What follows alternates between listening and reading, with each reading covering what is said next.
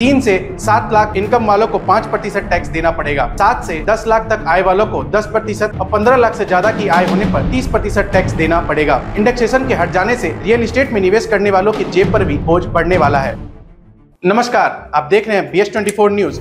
मैं हूं आपके साथ निश्चयानंद। मॉनसून सत्र के दौरान कल 2024-25 सत्र का बजट पेश किया गया। बजट भारत की वित्त मंत्री निर्मला सीतारमण ने पेश किया था। बजट में बहुत से ऐसे सुधार और बदलाव किए गए हैं जिससे कि वर्किंग मिडिल क्लास और टैक्स पेइंग क्लास की जेब पर असर पड़ने वाला है। सबसे पहले हम बात करते हैं नए टैक्स रिजिम के तहत कितने इनकम वालों को कितना टैक्स देना पड़ेगा। अगर आपकी इनकम 3 लाख तक है तो आपको कोई भी टैक्स नहीं देना पड़ेगा। 3 से 7 लाख इनकम वालों को 5% टैक्स देना पड़ेगा। 7 से 10 लाख तक आय वालों को 10%, 10 लाख से 12 लाख तक 15%, 12 से 15 लाख तक 20% और 15 लाख से ज्यादा की आय होने पर 30% टैक्स देना पड़ेगा। 3 स्लैब में बदलाव किए गए हैं।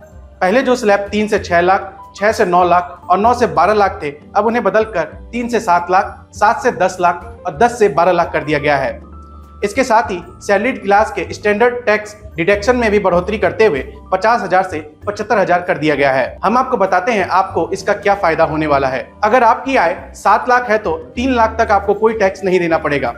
बाकी के 4 लाख पर आपको 5% के हिसाब से 20,000 रुपए टैक्स देने पड़ेंगे, जिसे कि इनकम टैक्स एक्ट के एक्ट 87A के तहत रिबेट मिल जाएगा। और अगर आप सैलरीड क्लास में है तो 75,000 का स्टैंडर्ड डिडक्शन भी मिलेगा, जिससे कि 7.75 लाख तक की आय आपकी टैक्स फ्री हो सकती है। नए टैक्स रिजिम के तहत इन्वेस्टमेंट करने पर आपको किसी भी तरह की छूट इनकम टैक्स में नहीं मिलेगी। भारतीय बाजारों में निवेश करने वालों को इस बजट में राहत नहीं मिली है। STCG यानी कि शॉर्ट टर्म कैपिटल गेन्स और LTCG यानी कि लॉन्ग टर्म कैपिटल गेन्स में इनकम टैक्स दरों में वृद्धि की गई है। STCG की इनकम टैक्स दरों को 15% से बढ़ाकर 20% कर दिया गया है, तो वहीं LTCG की दरों को 10% से बढ़ाकर 12.5% कर दिया गया है।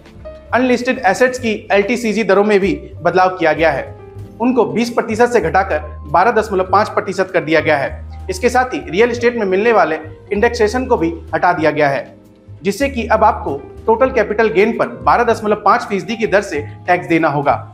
इसे आप इस तरीके से समझ सकते हैं कि अगर 1 जनवरी 2009 को आपने किसी घर को 50 लाख में खरीदा था और उसे 23 जुलाई 2024 के बाद 1.5 करोड़ रुपए में बेच दिया, तो आपका टोटल कैपिटल गेन 1 करोड़ रुपए हुआ है, जिस पर कि आपको 12.5% की दर से 12,50,000 रुपए का टैक्स देना होगा। वहीं इंडेक्सेशन के साथ इन्फ्लेशन एडजस्टेड वैल्यू 1,32,48,175 रुपए होती, जिस पर कि आपको टोटल कैपिटल गेन 17,51,825 रुपए का होता और आपको 3,50,365 रुपए टैक्स देने होते। इंडेक्सेशन के हट जाने से रियल एस्टेट में निवेश करने वालों की जेब पर भी बोझ बढ़ने वाला है। ऐसी और जानकारी के लिए देखते रहिए BS24 न्यूज। हमारी वीडियो को लाइक, शेयर और चैनल को सब्सक्राइब करना ना भूलें।